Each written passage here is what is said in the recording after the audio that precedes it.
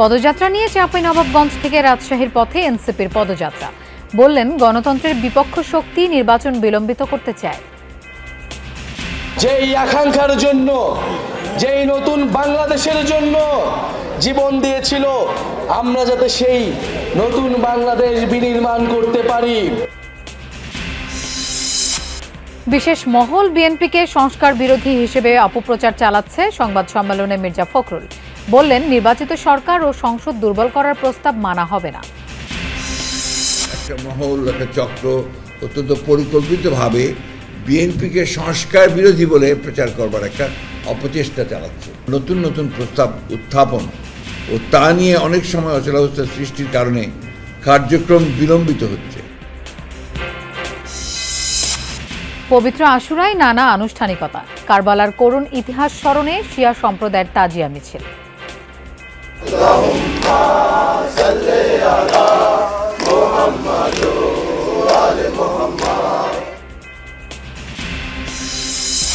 Mob violence বেড়েছে স্বীকার করলেন স্বরাষ্ট্র উপদেষ্টা। জানালেন, জঙ্গিবাদে জড়িত নয়, মালয়েশিয়া থেকে ফেরত পাঠানো বাংলাদেশিরা।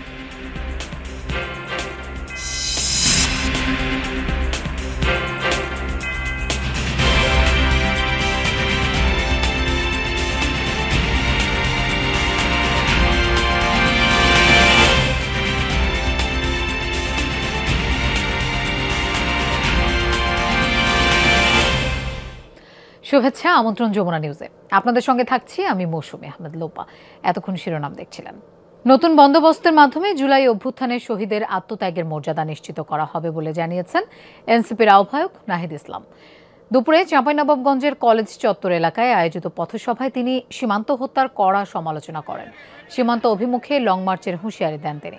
এর আগে সকালে নওগাঁ থেকে চাঁপাইনবাবগঞ্জের উদ্দেশ্যে রওনা দেয় এনসিপির গাড়িবহর। পরে শহরের শান্তিমোড় থেকে শুরু হয় পদযাত্রা। কলেজ চত্বর এলাকায় পথসভা করে দলটি। এছাড়া ক্লাব সুপারমার্কেট এলাকায় উদ্বোধন করা হয় এনসিপির জেলা কার্যালয়। সবশেষ রাজশাহীর উদ্দেশ্যে রওনা দেয় দলটির গাড়িবহর। এনসিপির কর্মসূচিতে উপস্থিত রয়েছেন দলটির আহ্বায়ক নাহিদ ইসলাম, দক্ষিণাঞ্চলের মুখ্য সংগঠক হাসনাত আবদুল্লাহ ও উত্তরাঞ্চলের মুখ্য সংগঠক সাজ্জিস আলম সহ আরও অনেকে। বিএনপিকে সংস্কার বিরোধী হিসেবে অপপ্রচার চালাচ্ছে একটি মহল। যারা নির্বাচনকে বিলম্বিত করতে চায় তারা গণতন্ত্রের পক্ষের শক্তি নয়। সংবাদ সম্মেলনে এমন মন্তব্য করেছেন বিএনপি মহাসচিব মির্জা ফখরুল ইসলাম আলমগীর। তিনি বলেন, সংস্কারের নামে জনগণের নির্বাচিত সরকার ও সংসদকে দুর্বল করার কোনো প্রস্তাব বিএনপি মেনে নেবে না। সকালে রাজধানীর গুলশানে চেয়ারপারসনের কার্যালয়ে সংবাদ সম্মেলন করে বিএনপি। সংস্কার ইস্যুতে লিখিত বক্তব্য তুলে ধরেন দলের মহাসচিব মির্জা ফখরুল ইসলাম আলমগীর। গভীর শ্রদ্ধা জানাচ্ছি আমাদের দলের পক্ষ। বলেন, জাতীয় ঐকমত্য কমিশনের কার্যক্রম নিয়ে জনমনে আগ্রহ ও প্রত্যাশার পাশাপাশি রয়েছে হতাশা ও উৎকণ্ঠাও। সংস্কার ইস্যুতে দলের অবস্থান পরিষ্কার করে তিনি বলেন, ঐকমত্য প্রতিষ্ঠার আগ্রহী বলেই দলের প্রতিনিধিগণ ধৈর্য নিয়ে আলোচনায় অংশ নিচ্ছেন এবং কমিশনকে সহযোগিতা করছেন।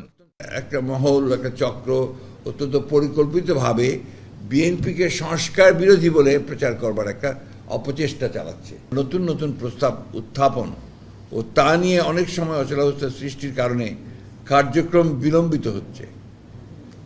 ঐকমত্য প্রতিষ্ঠার আগ্রহী বলেই আমাদের প্রতিনিধিগণ ধৈর্য ধরে আলোচনা শুনছেন এবং তথ্য প্রমাণ যুক্তি দিয়ে সঠিক সিদ্ধান্ত গ্রহণে কমিশনকে সহযোগিতা করছেন। ৬টি কমিশনের মধ্যে এখনও পুলিশ সংস্কার কমিশনের বিষয়ে আলোচনা হয়নি। তবে র্যাব বিলুপ্ত সহ কমিশনের প্রস্তাবিত প্রায় সব বিষয়ে ঐকমত্য প্রতিষ্ঠা হয়েছে।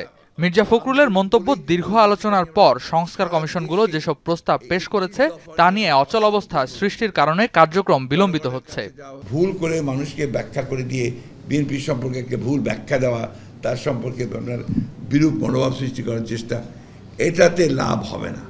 কারণ বাংলাদেশের মানুষ বিএনপিকে চেনে, বাংলাদেশের মানুষ বিএনপির সঙ্গে থেকেছে। মির্জা ফখরুল জানান, দুদক সংস্কার কমিশনের ৪৭টি সুপারিশের মধ্যে ৪৬টিতেই সম্মত বিএনপি। জনপ্রশাসন সংস্কার কমিশনের ২০৮টি সুপারিশের মধ্যে ১৮৭টি প্রস্তাবে সম্মত হয়েছে বিএনপি। ৫টিতে আংশিক এবং ভিন্নমত রয়েছে ৫টি সুপারিশে। বিচার বিভাগীয় সংস্কার কমিশনের ৮৯টি সুপারিশের মধ্যে ৬২টি সুপারিশে একমত দলটি। ৯টিতে আংশিক এবং ১৮টিতে ভিন্নমত পোষণ করে যুক্তিসহ পরামর্শ দেয়া হয়েছে। নির্বাচনী ব্যবস্থা বিষয়ক সংস্কার কমিশনের 243টি সুপারিশের মধ্যে বিএনপি 141টিতে একমত, 14টিতে আংশিক এবং 64টিতে ভিন্ন মত ছাড়াও 24টি বিষয়ে একমত হতে পারেনি বিএনপি মহাসচিব জানান, সংবিধান সংস্কার কমিশনের 131টি সুপারিশের অধিকাংশতে একমত পোষণ করেছে দলটি। এমন বহু সংস্কার প্রস্তাবে শুধুই ঐকমত্য প্রতিষ্ঠার স্বার্থে আমরা একমত হয়েছি, যেগুলি বাস্তবায়ন অত্যন্ত দুরূহ এবং যে উদ্দেশ্যে এসব প্রস্তাব তা অর্জনের সাফল্য প্রশ্ন সাপেক্ষ। জাতীয় সাংবিধানিক কাউন্সিল এনসিসি গঠনের বিষয়েও বিএনপি তাদের অবস্থান তুলে ধরে সংবাদ সম্মেলনে। কি কারণে তারা একমত নয় সেই যুক্তিও তুলে ধরা হয়। প্রধানমন্ত্রী এবং সংসদ নির্বাহী বিভাগকে কার্যকরভাবে সরকার এবং রাষ্ট্র পরিচালনার স্বার্থে তার কর্মপরিধির মধ্যে অন্য কোনো অর্গান এবং অন্য কোনো বডি সৃষ্টি করে যাতে তার কর্মকাণ্ডকে ব্যাহত না করে, সেই জন্য আমরা এনসিসি জাতীয় কোনো ধারণার সাথে একমত হইনি। এটাই ছিল আমাদের শর্ত। ঐক্যবদ্ধ শক্তি ও সামর্থ্যের সাথে রাষ্ট্র পরিচালনার অভিজ্ঞতায় বিএনপি দেশে আবারও গণতন্ত্র পুনঃপ্রতিষ্ঠায় দৃঢ় প্রতিজ্ঞ বলেও সংবাদ সম্মেলনে জানানো হয়। রেদওয়ান আহমেদ, যমুনা নিউজ, ঢাকা। দর্শক, আপনারা সবাই জানেন, দেশ গড়তে জুলাই পদযাত্রা চলছে এনসিপির। সেই পদযাত্রা চাঁপাইনবাবগঞ্জ থেকে এখন রাজশাহীতে পৌঁছেছে। আমরা এই বিষয়ে জানবো। আমাদের সাথে যোগ দিচ্ছেন সহকর্মী তারেক মাহমুদ। তারেক, এনসিপির নেতৃবৃন্দ কি পৌঁছেছেন রাজশাহীতে, সেখানে কি বলছেন তারা এবং কি কর্মসূচি আছে আজকে? লোপা, এই মাত্র চাঁপাইনবাবগঞ্জ থেকে রাজশাহীর যে গোদাগাড়ি ডাইংপাড়া মোড়ে এখন পর্যন্ত এনসিপির নেতৃবৃন্দরা কিন্তু এসেছেন এবং এখানে আমি যতটুকু দেখতে পাচ্ছি যে ছাত্র জনতা, স্থানীয় জনতা, তারা সকলেই এখানে এসেছেন এবং এই এনসিপির যারা নেতৃবৃন্দ রয়েছেন তাদেরকে সকলেই আসলে যতটুকু দেখতে পাচ্ছি যে বিগত 15 বছরে আওয়ামী লীগের যে ফ্যাসিবাদের যে দুঃশাসন থেকে দেশের জনগণ মুক্তি পেয়েছিল এবং বৈষম্য বিরোধী ছাত্র আন্দোলনের যে শুরু সেটি কিন্তু হয়েছে।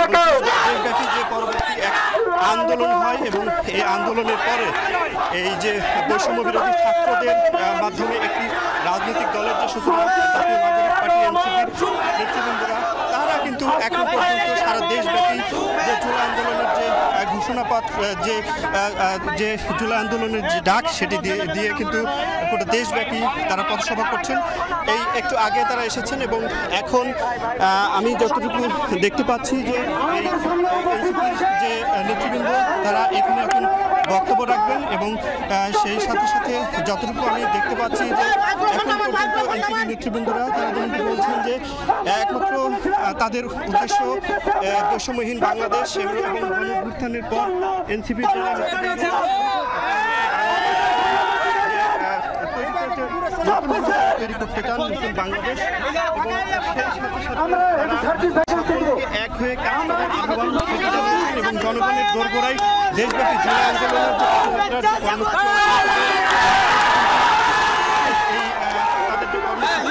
এবং এখানে জাতীয় নাগরিক পার্টির আহ্বায়ক নাহিদ ইসলাম এবং আক্তার হোসেন সহ যারা নেতৃবৃন্দ রয়েছেন রাজশাহীর যে কর্মসূচি তারা ডাইংপাড়া মোড়ে অবস্থান করে কিন্তু এখন সার্জিস আলম।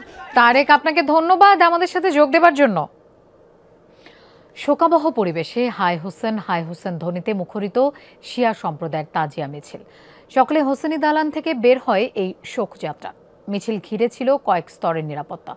আয়োজকরা জানান, ন্যায় প্রতিষ্ঠায় ইমাম হোসেনের আত্মত্যাগ স্মরণ করতেই তাদের এই আয়োজন। ঢাকার তাজিয়া মিছিলের খবর জানাচ্ছেন সহকর্মী মনিরুল ইসলাম, ছবি তুলেছেন শাহরিয়ার কবির সৈকত।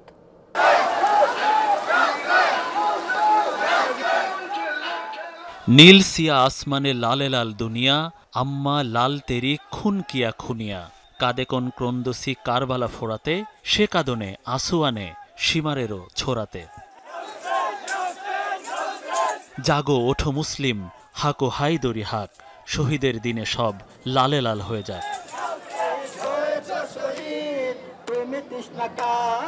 জাতীয় কবি কাজী নজরুল ইসলামের মহররম কবিতার লাইনের মতো ঢাকার পথ যেন মিশেছিল কারবালার প্রান্তরে। মহানবী সাল্লাল্লাহু আলাইহি ওয়াসাল্লামের দৌহিত্র ইমাম হোসেন রাদিয়াল্লাহু আনহু এর শহীদ দিবস পালনে পুরান ঢাকার হোসনি দালান থেকে শোক মিছিল বের হয় সকালে। পাড়া মহল্লা অলিগলি থেকে এক এক করে যোগ দিতে থাকে নারী পুরুষ শিশু কিশোর। হাই হোসেন ধ্বনিতে মুখরিত হয় চারদিক। এই উত্তপ্ত পিচের রাস্তায় হেঁটে চলেছি একমাত্র উদ্দেশ্য আল্লাহকে রাজি করার জন্য। তার মেয়ে যে কত কষ্ট করলেন তার জন্য আমাদের বাচ্চাদের ওনাদের উপর সদকা করে দিন। পৃথিবীতে ইমাম হোসেনের নাম কিয়ামত পর্যন্ত জীবিত থাকবে এবং প্রতিটা মুসলমানের দায়িত্ব হলো শোক পালন করা। এটা আমরা ছোট থেকে দেখে আসছি, আমাদের বড়রাও সবাই ইয়া করে, তার জন্য আমরা এটা পালন করি। এই যে খালি পায়ে আমরা সবাই যাই ইয়াউসেন ইয়াউসেন বলতে বলতে, এইটাই।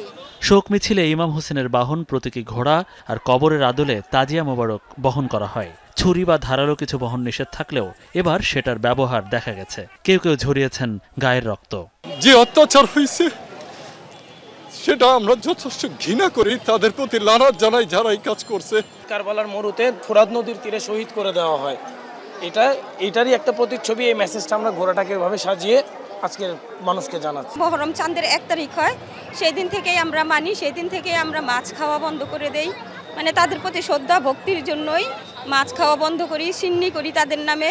কারবালার ময়দানে ইমাম হোসেনের শহীদ দিবস স্মরণে কয়েকশো বছর ধরে ঢাকায় হয়ে আসছে এই তাজিয়া মিছিল। পুরান ঢাকার বিভিন্ন সরু গলি পেরিয়ে মিছিল আসে আজিমপুরের প্রধান সড়কে। সেই পথ Nilkhet, new market, science lab হয়ে দুপুরের পর ধানমন্ডির জিগাতলায় গিয়ে শেষ হয়। শোকের এই কর্মসূচিতে মুষলধারে বৃষ্টি আসায় যেন এই পরিবেশটি আরও শোকান্বিত করে তোলে ঢাকায়। এখানে অংশ নেয়া মুসলিম সম্প্রদায়ের মানুষ বলছেন যে কারবালা প্রান্তরের ওই শিক্ষা এই মুসলিম বিশ্বের মানুষ না নেওয়ায় আজকে মুসলিম বিশ্বের সবাই পশ্চিমা দেশের হাতে নির্যাতিত হচ্ছে, আক্রমণের শিকার হচ্ছে। সেই বিভেদের কারণে আজকে মুসলমানরা অন্যের ধারা নির্যাতিত হচ্ছে। ফিলিস্তিনি বলেন, অন্যান্য যারা ইরান বলেন, সবাই।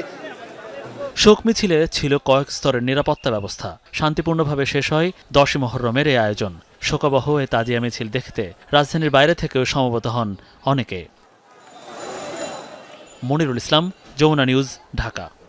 কিছু রাজনৈতিক দল নির্বাচন নিয়ে দ্বিমুখী অবস্থান নিচ্ছে বলে মন্তব্য করেছেন বিএনপির সিনিয়র যুগ্ম মহাসচিব রুহুল কবির রিজভী। তিনি বলেন, একদিকে তারা নির্বাচনের তারিখ পেছানোর কথা বলছে, আর অন্যদিকে নির্বাচনের প্রার্থী ঘোষণা করছে। রোববার পবিত্র আশুরা উপলক্ষে বিএনপি আয়োজিত এক আলোচনা সভায় রিজভী এই মন্তব্য করেন।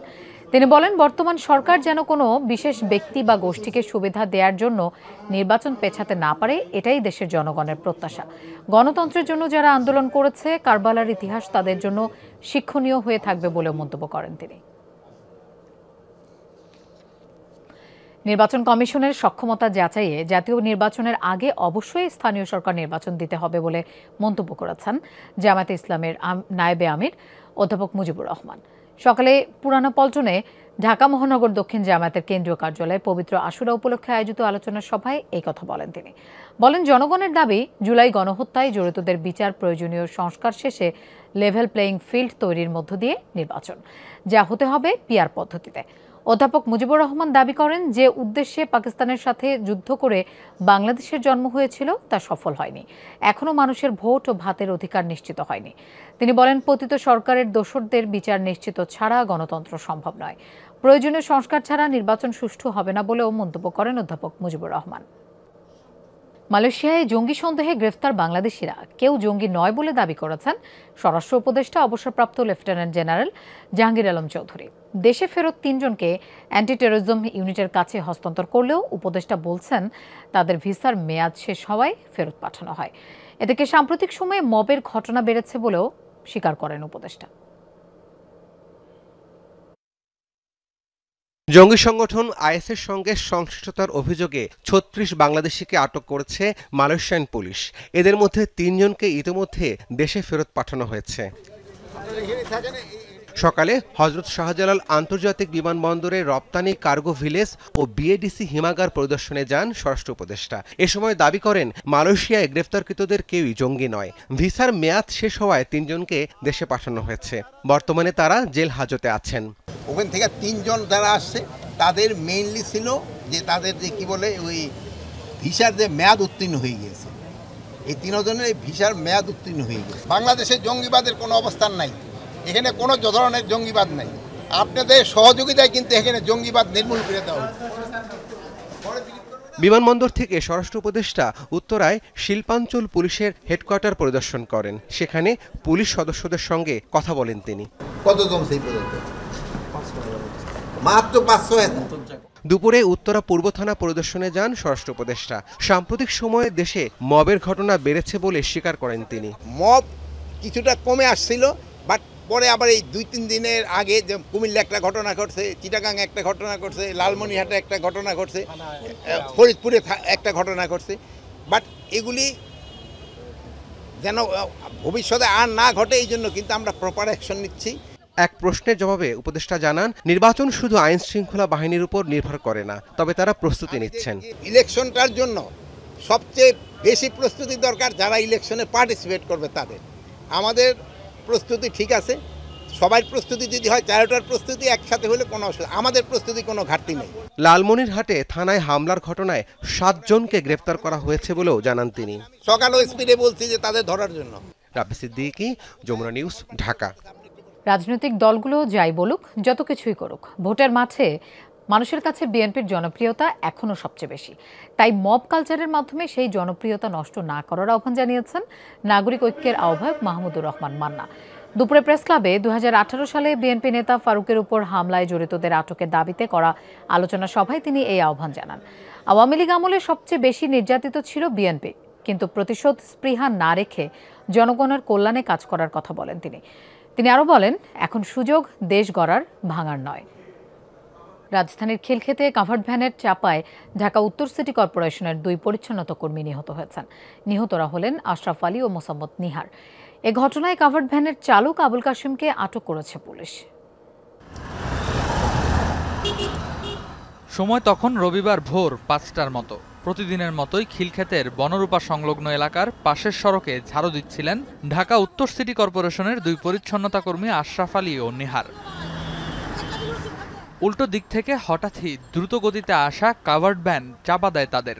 চাকার নিচে পিষ্ট হয়ে ঘটনাস্থলেই মারা যায় 17 নম্বর ওয়ার্ডের 2 পরিচ্ছন্নতা কর্মী। ময়লার গাড়ি ওরা ঠেলে লয়ে যাইতেছে ঝাড়ু দিয়ে দিয়া, তখন এক লোক পিছিয়ে যাইছিল ফালতু উঠতে গেছে, আর 2 জন ঘটনাস্থলে ওইটা আগে একজন চাক্কার নিচে আর একজন চাক্কার বাইরে। কাজ করতে করতে হঠাৎ করে একটা গাড়ি মাইরা দিল, তো তখন দেখি যে কিরে শব্দ হইলো, পরে দেখি যে অ্যাক্সিডেন্ট হয়েছে। না লোক খুঁজি, লোক পাই না, পরে তাকায়া দেখি যে উনি চাকার নিচে দুজনে পড়ে আছে। নাহার মহিলার একটা মেয়ে আছে, একটা ছেলে আছে, আর বেটার 2টা মেয়ে, একটা পোলা, বউ চাকরি করে, মেয়েও চাকরি করে, এই বেটাও চাকরি করে। খিলক্ষেত থানা পুলিশ জানায়, মূল সড়কের পাশেই পরিচ্ছন্নতার কাজ করছিল তারা। ঘটনাস্থল থেকে আটক করা হয় ভ্যান চালককে। কাজ করার সময় কাভার্ড ভ্যান এসে তাদের উপর তুলে দেয়। ঘটনাস্থলে 2 জন মৃত্যুবরণ করে। আমরা শুনতে পেয়ে ঘটনাস্থলে যাই, কাভার্ড ভ্যান এবং ড্রাইভারকে আটক করি। নিহতদের মরদেহ ময়নাতদন্ত শেষে আইনানুগ ব্যবস্থা নেওয়া হবে জানিয়েছে পুলিশ। রেদওয়ান আহমেদ, যমুনা নিউজ, ঢাকা। দর্শক, এই ছিল যমুনা নিউজে।